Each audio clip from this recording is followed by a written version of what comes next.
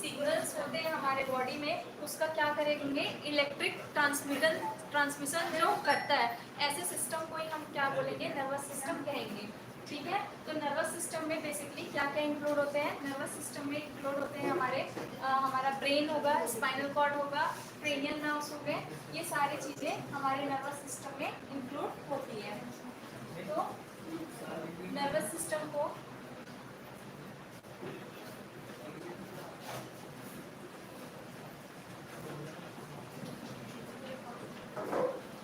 System को हम basically 3 categories में डिवाइड करते हैं। ठीक है, जिसमें हमारा जो है फर्स्ट आता है सेंट्रल नर्वस सिस्टम,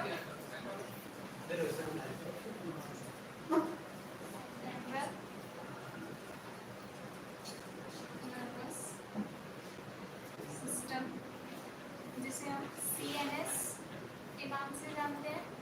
फिर आता है हमारा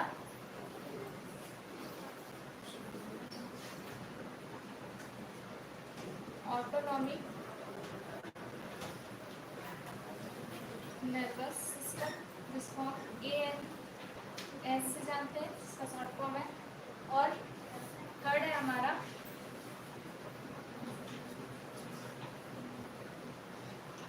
पेरिफेरल नर्वस सिस्टम।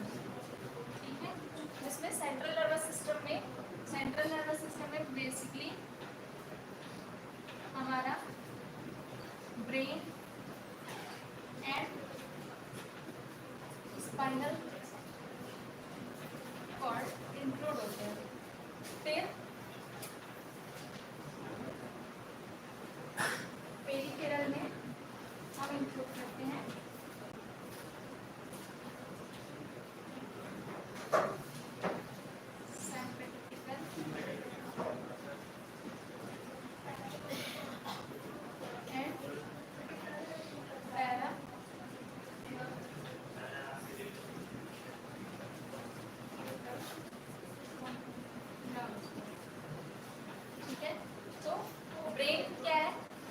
क्वेश्चन आता है कि ब्रेन किसका पार्ट है ना। तो ब्रेन जो है बेसिकली पार्ट है किसका, सेंट्रल नर्वस सिस्टम का ही पार्ट है। ठीक है, हम जो है ब्रेन को और कई उसको ब्रेन को हम 3 पार्ट में डिवाइड करते हैं। फर्स्ट है हमारा फोर ब्रेन, सेकेंड है हमारा मिड ब्रेन, लास्ट है हाइंड ब्रेन। तो ब्रेन को हम 3 पार्ट में डिवाइड करते हैं। पेरिफेरल नर्वस सिस्टम में ही हमारा जो है स्पाइनल नर्व और जो है क्रेनियल नर्व इंक्लूड होते हैं। अगर मैं ह्यूमन की बात करूं तो basically 12 pair of cranial nerves present होते हैं। ठीक है, तो 12 pair of cranial nerves present होते हैं। तो ये क्रेनियल नर्व का वर्क क्या है, ये हमारे बॉडी में जितनी सारी एक्टिविटी जो होती है वो किसके थ्रू होती है, क्रेनियल नर्व्स के थ्रू ही होती है। जैसे फॉर एग्जांपल 12 क्रेनियल नर्व्स में हमारे इंक्लूडेड थे, अगर वर्टिब्रेट की इवोल्यूशन की बात करूं तो सबसे पहले आता है फिश, फिश के बाद आता है हमारा एम्फीबियन, एम्फीबियंस के बाद आएगा रेप्टिलियंस, फिर आएगा एप्स और फिर आता है हमारा मैमल्स। ठीक है, तो जैसे फिश एक ऐसा ग्रुप ऑफ वर्टिब्रेट है जिसमें क्या होगा, 12 पेयर नहीं प्रेजेंट होंगे, क्रेनियल नर्व्स होंगे, 10 पेयर क्रेनियल नर्व्स प्रेजेंट रहेंगे और बाकी जितने भी वर्टिब्रेट्स ग्रुप है उसमें 12 pair of cranial nerves present रहेगा। ठीक है, तो कितने पेयर? 12 पेयर। 12 पेयर में सबसे पहला क्या था हमारा? सबसे पहला होगा हमारा ऑल्फैक्टरी, ऑल्फैक्टरी, फिर आएगा ऑप्टिक, ऑक्यूलो मोटर,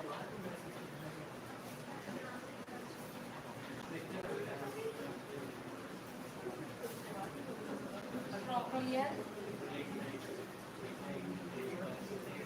ट्राइजेमिनल,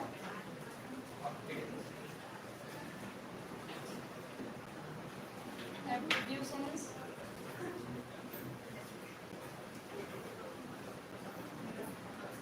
फिर है ग्लॉसो फेरेंजियल, फिर है वेगस, फिर स्पाइनल एक्सेसरी,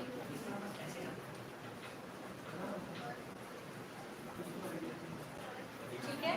तो इतने सारे जो है क्रेनियल नर्व्स हमारे किसमें? स्पाइनल कॉर्ड में प्रेजेंट होगा, जिसमें से ऑल्फैक्टरी है। ऑल्फैक्टरी क्या करेगा? हमारा जो ब्रेन का ऑल्फैक्टरी लोब है उससे क्या करेगा? सिग्नल का ट्रांसमिशन करेगा। ऑप्टिक, ऑप्टिक का कनेक्शन कहाँ है? हमारे स्पाइनल कॉर्ड की क्रेनियल नर्व से जो निकलता है उसमें जो है ऑप्टिक, ऑप्टिक का कनेक्शन हमारे आई से है। ऑक्यूलोमीटर का कनेक्शन हमारे कहाँ से है? ईयर से है। और फैक्ट्री का कनेक्शन हमारे नोज से है। ट्रोक्लियर का कनेक्शन भी हमारे आई से ही है, आई बॉल के मूवमेंट के लिए रिस्पॉन्सिबल रहेगा। और है ट्राइजेमिनल, ट्राइजेमिनल भी जो है हियरिंग के लिए, एब्ड्यूसेंस भी हियरिंग के लिए है। ग्लॉसोफेरेंजियल जो है हमारे इनवॉलेंट्री एक्शंस को कंट्रोल करेगा। वेगस नर्व भी इनवॉलेंट्री एक्शन को कंट्रोल करेगा। और स्पाइनल एक्सेसरी भी है जो हमारे स्पाइनल कॉर्ड में जो भी एक्शन पोटेंशियल जनरेट हो रहे हैं उसको कंट्रोल करेगा। ये हो गया हमारा cranial nerves।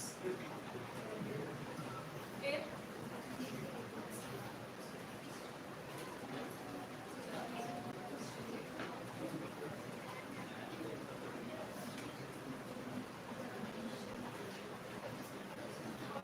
Cranial nerve, cranial nerve का ओरिजिन कहाँ से होता है? क्रेनियल नर्व का ओरिजिन होता है हमारे मीजोडर्म से।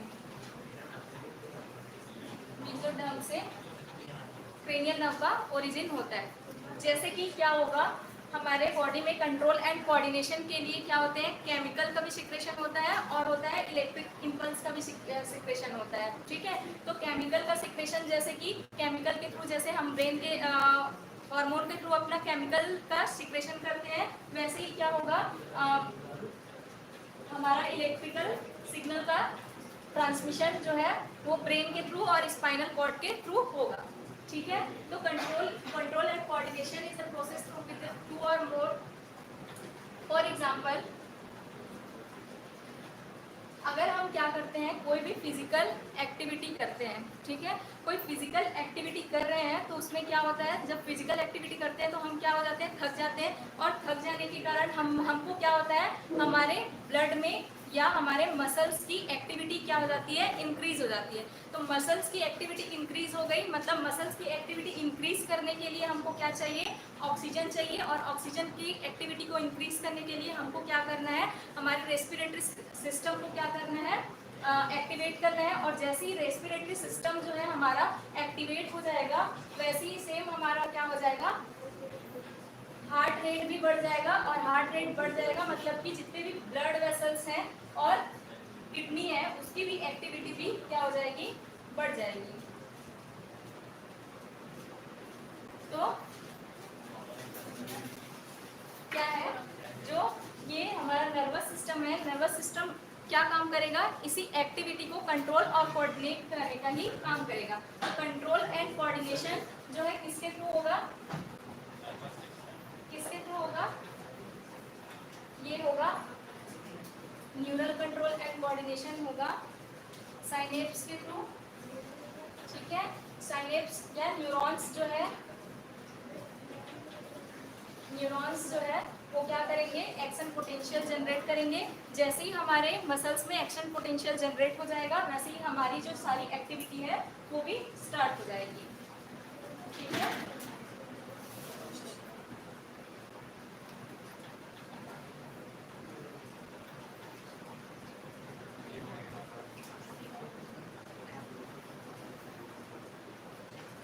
तो नर्वस सिस्टम होता क्या है बेसिकली, नर्वस सिस्टम होगा क्या, ये एक स्पेशलाइज्ड सेल होते हैं जिसको हम लोग बोलते हैं न्यूरॉन्स।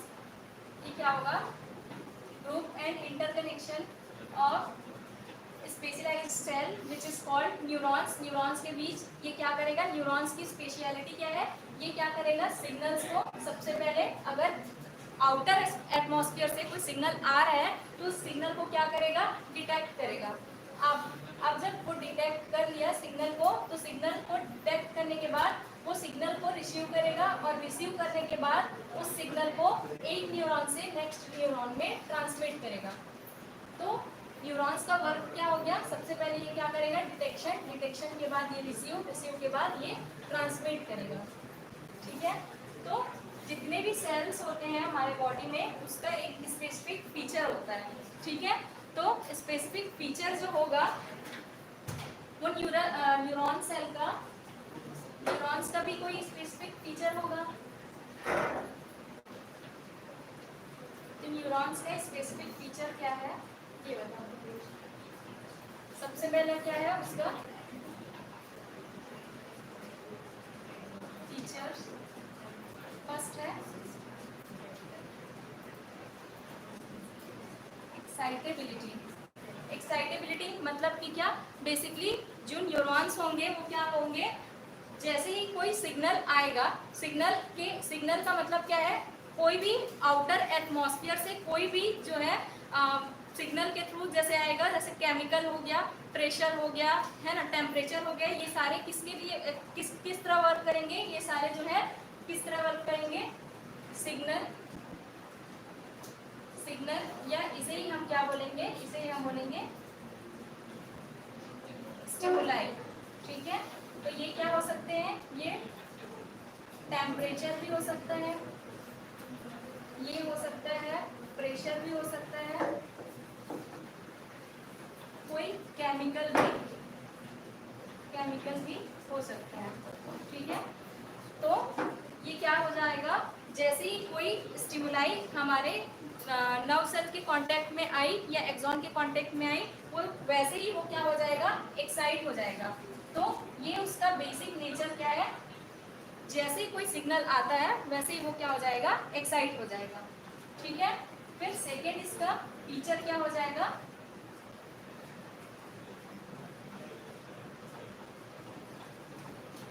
कंडक्टिविटी। मतलब जैसे ही ये सिग्नल आया, सिग्नल आने के बाद वहां पर क्या हो जाएगा, जैसे ही सिग्नल आया, सिग्नल आने के बाद वहां पर तुरंत हो जाएगा action potential, action potential generate हो जाएगा। एक्शन पोटेंशियल जनरेट होने के बाद वो जो है, जो भी स्टिमुलाई आया, स्टिमुलाई आने के बाद जितने भी न्यूरोट्रांसमीटर होंगे, न्यूरोट्रांसमीटर एक्सॉन के थ्रू क्या कर देगा, सिग्नल्स को एक एक्सॉन या एक न्यूरॉन से नेक्स्ट न्यूरॉन में जाकर के ट्रांसफर कर देगा। ठीक है, फिर इसका थर्ड फीचर है, ये क्या करता है, जो एक्सॉन होगा वो ऑल एंड नन प्रिंसिपल को फॉलो करेगा। ऑल एंड नन प्रिंसिपल को फॉलो करेगा मतलब क्या है,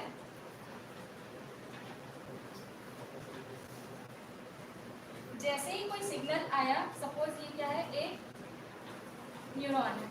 ठीक है, यहाँ पर क्या होगा, इस साइड हाईली प्लस चार्ज है, इधर भी हाईली प्लस चार्ज है, अंदर क्या है, लेस प्लस चार्ज है। मतलब बाहर जो है पोटेशियम का अमाउंट ज़्यादा है, अंदर जो है, बाहर जो है सोडियम का अमाउंट ज़्यादा है, अंदर जो है पोटेशियम आयंस के का जो है अमाउंट ज़्यादा है। तो ये क्या करेगा, ये सबसे पहले किसी प्लेस पर एक्शन पोटेंशियल जनरेट करना है, तो उस प्लेस पर जैसे ही बाहर से स्टिमुलाई आया तो यहाँ पर क्या हो जाएगा, एक्शन पोटेंशियल जनरेट हो जाएगा। और ये यहीं पर बस वर्क नहीं करेगा, ये क्या करेगा, जो भी सिग्नल्स है उसको यहाँ से लेकर के पूरा एंड तक क्या करेगा, ट्रांसमिट करेगा। इसे ही हम बोलेंगे ऑल एंड नन प्रिंसिपल। ठीक है, तो जितने भी न्यूरॉन्स होते हैं वो सिग्नल्स को कौन से प्रिंसिपल पर फॉलो करेगा, ऑल एंड नन प्रिंसिपल पर फॉलो करेगा। अगर ये एक्साइट होगा तो सारे के सारे एक साथ एक्साइट होंगे, और अगर नहीं होगा तो कोई भी नहीं होगा। इसे ही हम लोग बोलेंगे ऑल एंड नन प्रिंसिपल। फिर है क्या इसका फीचर,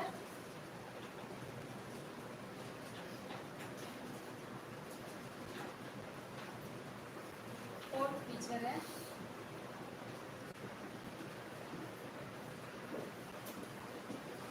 रिफ्रैक्टरी पीरियड। मतलब जो है सिग्नल्स जो ट्रांसमिट हो रहे हैं, जो एक सिग्नल ट्रांसमिट होने के बाद वो क्या करेगा, पूरे सिग्नल को एक साथ क्या करेगा, कंडक्ट करेगा, और नहीं करना रहेगा तो किसी को भी नहीं करेगा। मतलब उसके लिए एक मिनिमल क्या है, मिनिमम जो है केमिकल के का रिक्वायरमेंट होगा, जिसे जो जनरेट करेगा उसे ही हम लोग एक्शन पोटेंशियल कहेंगे। तो मिनिमम जो है थ्रेशोल्ड अमाउंट में ये जो है एक्शन पोटेंशियल जनरेट होगा। तो जो एक्शन पोटेंशियल एक बार जनरेट हुआ है वो जब तक कंप्लीट नहीं होगा तब तक सेकंड नहीं स्टार्ट होगा। इसी हम लोग बोलेंगे रिफ्रैक्टरी पीरियड। ठीक है, तो ये भी एक क्या है, केमिकल जो है न्यूरॉन जो है ट्रांसमिट हो रहे हैं उसका स्पेसिफिक नेचर है। जैसे जो इसमें केमिकल या एक्शन पोटेंशियल जनरेट होता है उसमें 1 मिली सेकेंड का टाइम लगता है। मतलब बहुत लेस अमाउंट इसमें टाइम टेकिंग रहेगा। फिर उसके बाद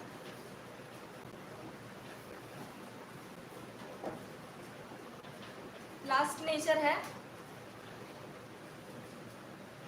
ये जो है कभी थकता नहीं है। मतलब कि ये जो है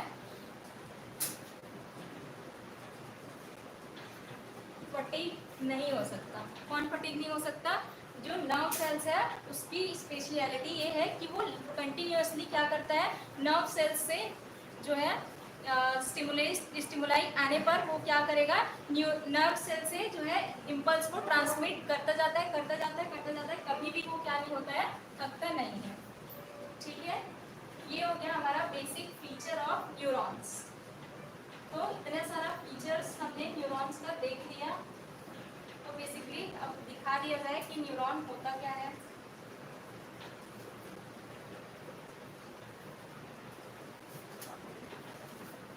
ये है न्यूरॉन।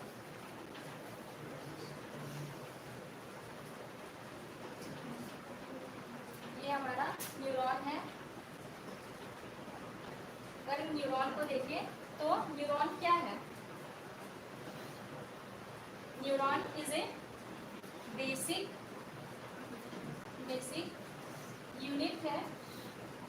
किसका यूनिट है, हमारे नर्वस सिस्टम का। ठीक है, neuron is a basic structural unit and functional unit of nervous system. मतलब हमारा जो नर्वस सिस्टम है वो काम कैसे करेगा, इसी न्यूरॉन के थ्रू ही काम करेगा। ठीक है, इस वजह से हम जो है इसे नर्वस सिस्टम का बेसिक यूनिट कह सकते हैं। तो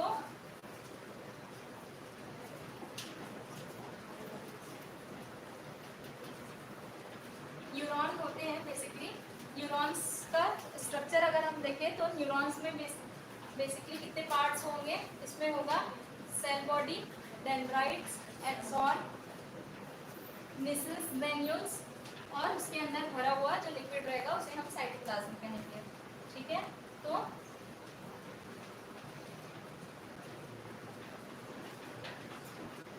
ये हमारा न्यूरॉन में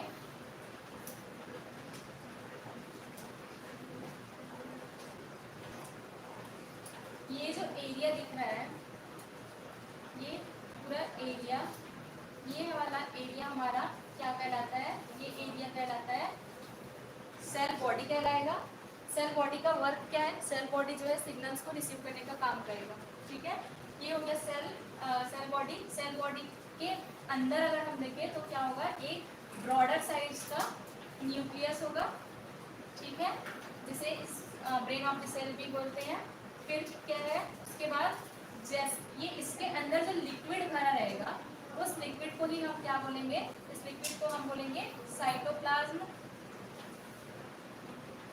इस लिक्विड के अलावा भी क्या होगा, छोटे छोटे स्मॉल ग्रेन्यूल्स भी प्रेजेंट रहेंगे। तो इस स्मॉल ग्रेन्यूल्स को ही हम क्या बोलेंगे, स्मॉल ग्रेन्यूल्स को बोलते हैं निसल्स ग्रेन्यूल्स, ठीक है। तो ये क्या करेगा, निसल्स ग्रेन्यूल्स क्या करेगा, जो न्यूरॉन्स में जो हीट लगेगा या कोई शॉक लगेगा, उसको ये क्या करेगा, प्रिवेंट करेगा या बचाने, मतलब न्यूरॉन को हार्म होने से बचाएगा, ठीक है।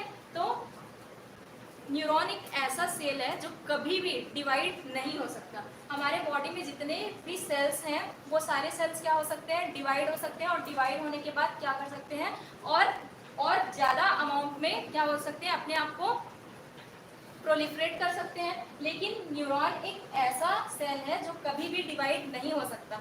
इसीलिए जैसे जैसे हमारी जो है एज होती जाती है, वैसे वैसे हमारा जो है याद करने की कैपेसिटी या मेमोराइजिंग कैपेसिटी भी है वो क्या कैसे होती जाती है, डाउनफॉल में चले जाती है, ठीक है। फिर उसके बाद न्यूरॉन्स में ये वाला जो पार्ट आपको दिख रहा है टेल लाइक स्ट्रक्चर, ये हमारा क्या है, ये हमारा पूरा का पूरा एक्सॉन है। ये वाला पार्ट बेसिकली जो दिख रहा है ये है हमारा एक्सॉन। और एक्सॉन को क्या करेगा, ये सेचुआन सीथ है, वो क्या करके रखेगा, कवर करके रखेगा। सेचुआन सीथ को ही हम कौन सी सीथ बोल सकते हैं, माइलिनेटेड शीथ भी कहते हैं, ठीक है। फिर ये माइलिन सीथ के बाद ये दो माइलिन सीथ है, दो माइलिन सीथ के बीच का जो प्लेस है, ठीक है, ये दिख रहा है दो, ये एक माइलिन सीथ है और ये सेकंड, तो दो माइलिन सीथ के बीच का जो प्लेस है, ये प्लेस हमारा क्या कहलाता है, नोड्स ऑफ रेनवायर। ये नोड्स ऑफ रेनवायर क्या करेगा, ये जो है जो एक्सॉन है उसको कनेक्ट करने के लिए होल्डिंग की तरह काम करेगा। फिर लास्ट में हमारा है एक्सॉन का टर्मिनल एंड, ये एक्सॉन का टर्मिनल एंड है। तो ये एक्सॉन का टर्मिनल एंड, इसका वर्क क्या है, ये जो टर्मिनल एंड है यहाँ से क्या करेंगे, नेक्स्ट कोई और न्यूरॉन्स आकर के इससे कनेक्ट होगा और क्या करेगा, थ्रेड लाइक या नेट लाइक स्ट्रक्चर बनाएगा, ठीक है। तो ये हो गया हमारा स्ट्रक्चर न्यूरॉन का, और उसका फीचर भी हम कंप्लीट कर लिए। अब न्यूरॉन के स्ट्रक्चर के बाद कितने टाइप्स के न्यूरॉन होते हैं, ये इस पर आते हैं। बेसिकली कितने टाइप्स के न्यूरॉन होते हैं, न्यूरॉन होते हैं यूनिपोलर होगा, बाईपोलर होगा और मल्टीपोलर होगा। तो देखो जब क्या होगा, एक एक्सॉन होगा और एक एक्सॉन के साथ में जो है कितने सारे, 2 और मोर क्या होंगे, ये एक्सॉन क्या होगा, एक ही होगा, लेकिन ये जो डेंड्रॉइड्स हैं, ये है हमारा डेंड्रॉइड्स, ये डेंड्रॉइड्स है वो बहुत ज़्यादा अमाउंट में होगा, 2 से ज़्यादा, तब हम उसे क्या बोलेंगे, मल्टीपोलर न्यूरॉन कहेंगे, मल्टीपोलर न्यूरॉन कहेंगे। और क्या होगा, जब एक एक्सॉन रहेगा और एक डेंड्राइट रहेगा, तब हम उसे बोलेंगे यूनिपोलर न्यूरॉन्स कहेंगे। फॉर एग्जांपल यूनिपोलर जो न्यूरॉन्स है वो हमारे बेसिकली एम्ब्रियोनिक स्टेज पर होता है, ठीक है, जब फीटस का डेवलपमेंट होते रहता है। फिर है हमारा बाईपोलर न्यूरॉन। बाईपोलर न्यूरॉन कहाँ पर प्रेजेंट रहेगा, रेटिना पर, हमारे आई के रेटिना में जो न्यूरॉन्स प्रेजेंट रहेंगे वो किसके कहाँ कौन सा रहेगा, बाईपोलर न्यूरॉन रहेगा। और इसका काम क्या है, ये जो है सोडियम और पोटेशियम फ्लक्स को बनाए रखने का काम करेगा, ठीक है।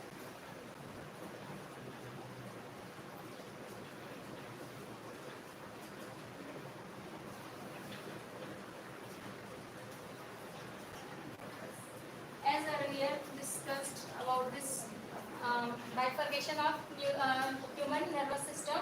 Human nervous system we can divide into basically two categories: central nervous system and peripheral nervous system.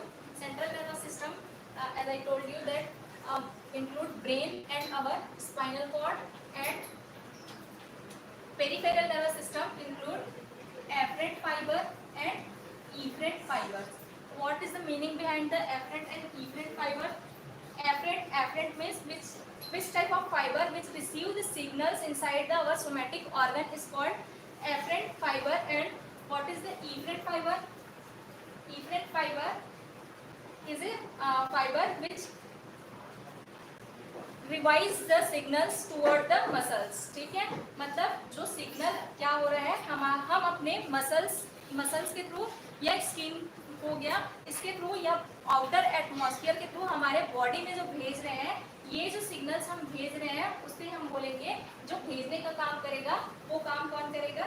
ये इफरेंट फाइबर ही करेगा. और एफरेंट फाइबर करेगा, सॉरी इफरेंट फाइबर क्या करेगा? इफरेंट को हम एग्जिट से याद रख सकते हैं, है ना. मतलब कि जितने भी सिग्नल्स जो है आपके बॉडी में आए, अब बॉडी में सिग्नल आने बस से काम नहीं चल सकता है ना. जैसे ही आपके बॉडी में सिग्नल आया वैसे ही आपको क्या करना है? रिएक्ट भी करना है. तो रिएक्ट करने के लिए कौन हेल्प करेगा? आपका इफरेंट फाइबर रिएक्ट करेगा. ठीक है, जिसमें सिंपैथेटिक और पैरासिम्पैथेटिक नर्व्स इंक्लूड होते हैं. सिंपैथेटिक मतलब जिसमें माइलिनेटेड स्लीप जो है एब्सेंट रहेगा, मतलब ये जो है हमारे इनवॉलेंट्री एक्शंस को कंट्रोल करेगा. और पैरासिम्पैथेटिक मतलब कि क्या? इसमें माइलिनेटेड स्लीप जो है प्रेजेंट रहेगा और क्या करेगा? हमारे वॉलेंट्री एक्शंस को कंट्रोल करेगा. ठीक है,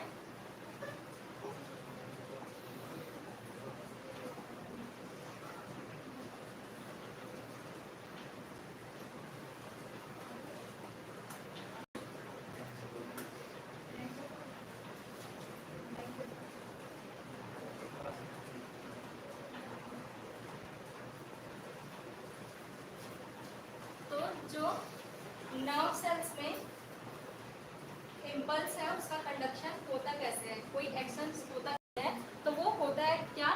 कब होगा? जब क्या होगा? एक्शन पोटेंशियल जनरेट होगा. और एक्शन पोटेंशियल जब जनरेट होगा मतलब कि क्या होगा? वहाँ पर जो सोडियम और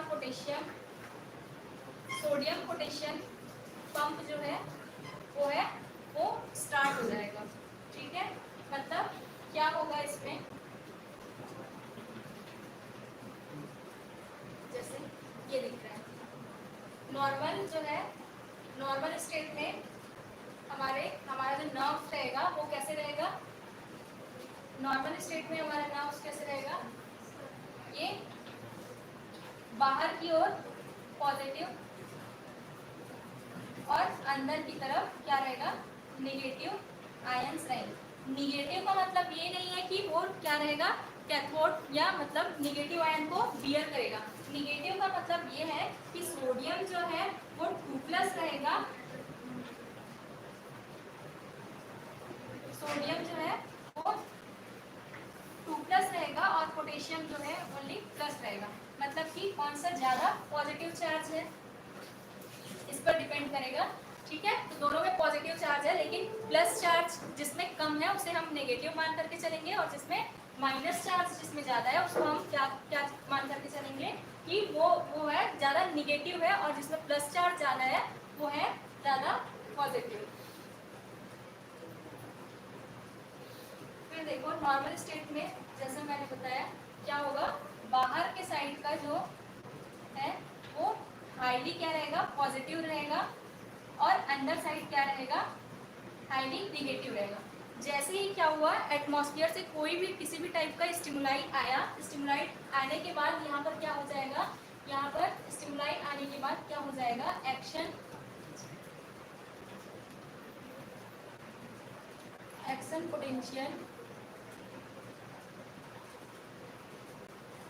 पोटेंशियल जनरेट हो जाएगा. एक्शन पोटेंशियल जनरेट हुआ मतलब कि क्या हो गया? 3 सोडियम क्या हुआ? अंदर गया और जो है बाहर कितना आया, कितना पोटेशियम आया, बाहर आया 2 पोटेशियम, ठीक है। 3 पोटेशियम अंदर गया और बाहर आया 2 पोटेशियम, सॉरी 3 सोडियम अंदर गया और 2 पोटेशियम बाहर आया। और बाहर आ जाने के कारण जो है अंदर वाला पार्ट जो है ज्यादा क्या हो जाएगा, निगेटिव हो जाएगा, और बाहर वाला साइड क्या हो जाएगा, ज्यादा पॉजिटिव हो जाएगा। तो इस वाले स्टेट को ही हम क्या बोलेंगे, इस वाले स्टेट को हम बोलेंगे पोलराइजेशन। पोलराइजेशन कहेंगे, क्यों? क्योंकि निगेटिव और पॉजिटिव 2 टाइप्स के जो है यहाँ पर जो चार्जेस हैं वो क्या हो गए, क्रिएट हो गए। फिर क्या हो जाएगा, ये जो है एक्सेस जो है फिर अब आगे जो है ट्रांसमिट होती जाएगी, ट्रांसमिट होती जाएगी। तब फिर क्या हो जाएगा, जैसे ही ये क्या होगा यहाँ पर आएगा, ठीक है, जैसे ही ये जो सिग्नल्स है, अब यहाँ पर का सिग्नल कंप्लीट हो गया, अब ये कहाँ पर जाएगा, यहाँ पर जाएगा। तो ये वाला प्लेस क्या हो जाएगा, ये वाला प्लेस क्या हो जाएगा, अब अंदर पॉजिटिव हो जाएगा और बाहर क्या हो जाएगा, निगेटिव हो जाएगा। मतलब कि जो लास्ट वाला स्टेज है ये अब कौन से स्टेज पर चला जाएगा, ये अपने स्टेज पर चला जाएगा डीपोलराइजेशन। ये कौन से स्टेज पर चला जाएगा, आपके डीपोलराइजेशन स्टेज पर चला जाएगा। अब जैसे ही ये क्या हो जाएगा, ये सिग्नल्स जो है एक न्यूरॉन्स या एक न्यूरॉन्स में कंप्लीट हो जाएगा और कंप्लीट होकर के यहाँ पर क्या हो जाएगा, इंट हो जाएगा। तो ये वाला जो प्लेस रहेगा, ये वाला प्लेस हमारा जब क्या हो जाएगा, टोटली जितने भी हमारे स्टिमुलाई है वहाँ पर जो है सिग्नल्स जो है कंप्लीट हो जाएंगे। तो ये वाला प्लेस हमारा क्या कहलाएगा, ये प्लेस कहलाएगा हमारा रीपोलराइजेशन, ठीक है।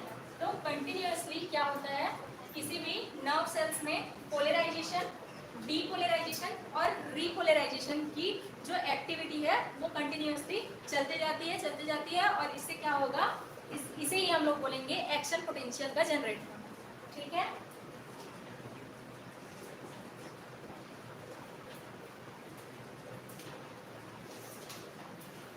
Let me show you action potential. Yes, देखो यहाँ पर क्या हो रहा है, पोलराइजेशन मतलब देख सकते हो यहाँ पर क्या हो रहा है, अंदर में क्या है, बाहर में है पॉजिटिव चार्ज, अंदर में क्या है, निगेटिव चार्ज। मतलब जो है अंदर जो है निगेटिव और बाहर पॉजिटिव दोनों मिलकर के क्या हो जाएगा, पोलर बॉडी का निर्माण कर लेगा। तो ये जो है पोलर बॉडी का फॉर्मेशन हुआ, इस पोलर बॉडी को भी हम क्या बोलेंगे, इस रीजन को ही हम लोग कौन सा रीजन कहेंगे, पोलराइज्ड रीजन कहेंगे।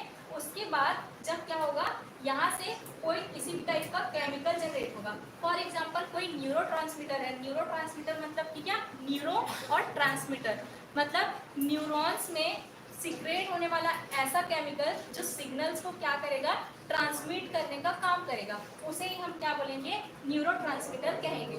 तो ये हो गया हमारा न्यूरोट्रांसमीटर। तो न्यूरोट्रांसमीटर जैसे ही सीक्रेट होगा वैसे ही क्या हो जाएगा, अंदर वाला जो पार्ट है, अंदर वाला पार्ट जो है वो क्या हो जाएगा, पॉजिटिव हो जाएगा, जस्ट अपोजिट। और इसमें क्या हो जाएगा, बाहर वाला पार्ट क्या हो जाएगा, निगेटिव हो जाएगा। इस स्टेट को हम कौन से स्टेट कहेंगे, डीपोलराइजेशन स्टेट कहेंगे। फिर ये जो है क्या हुआ, जैसे ही ये अपना काम कंप्लीट किया, काम कंप्लीट करने का मतलब ये है कि एक जो है न्यूरॉन से नेक्स्ट न्यूरॉन में अपना सिग्नल्स क्या कर दिया, ट्रांसमिट कर दिया। तो ट्रांसमिट करने के बाद ये जो न्यूरोट्रांसमीटर है उसका वर्क खत्म हो गया और ये क्या करेगा, ये जो न्यूरॉन है वो अपने नॉर्मल स्टेट पर आ जाएंगे, जिसे ही हम बोलेंगे रीपोलराइजेशन। री मतलब अगेन, है ना, अगेन क्या हो जाएगा, ये पोलराइजेशन हो जाएगा।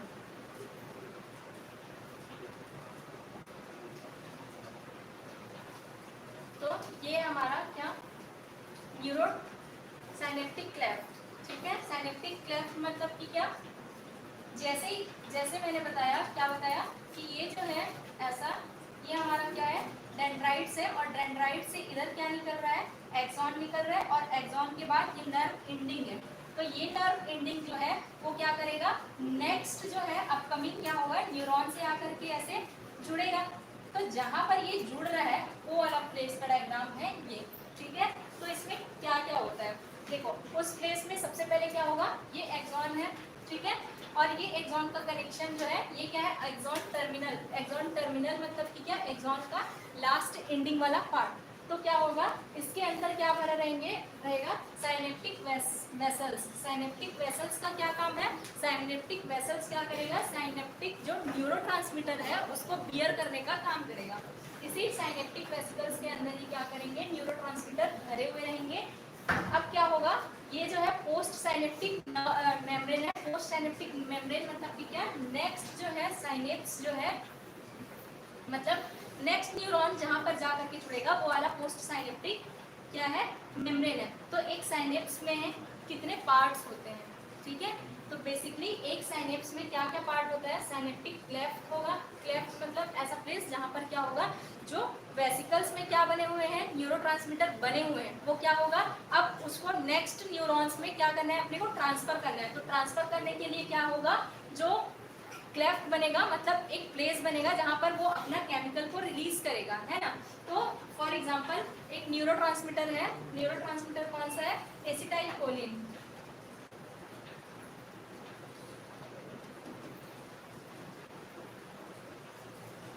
एसिटाइल कोलिन, एसिटाइल कोलिन जो है एक न्यूरोट्रांसमीटर है। फॉर एग्जांपल यहाँ पर तो ये जो है पोस्ट साइनेप्टिक मेम्ब्रेन के पास जा करके रिलीज करेगा। और उसके लिए क्या है, स्पेसिफिक टाइप के, मैंने एक एग्जांपल बताया है, ये क्या है, एक एग्जांपल है न्यूरोट्रांसमीटर का। तो एसिटाइल कोलिन का रिसेप्टर यहाँ पर प्रेजेंट रहेगा, तो वो उसको रिसेप्ट करके या डिटेक्ट करके क्या कर देंगे, अपने केमिकल को सीक्रेट कर देंगे और क्या कर देंगे, ट्रांसफर कर देंगे सिग्नल्स को एक न्यूरॉन से सेकंड न्यूरॉन में।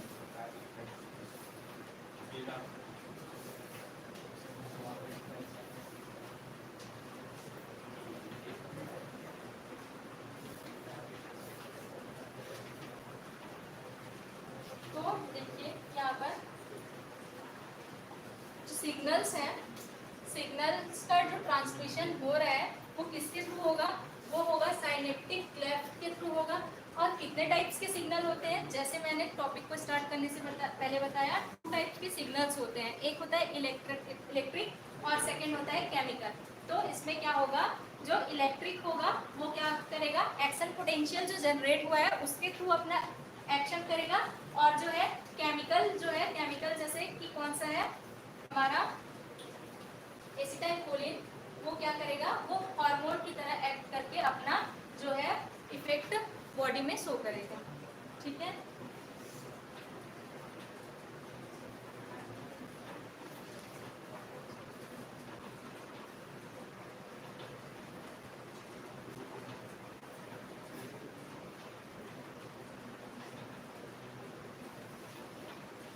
So my topic is completed. Thank you for watching.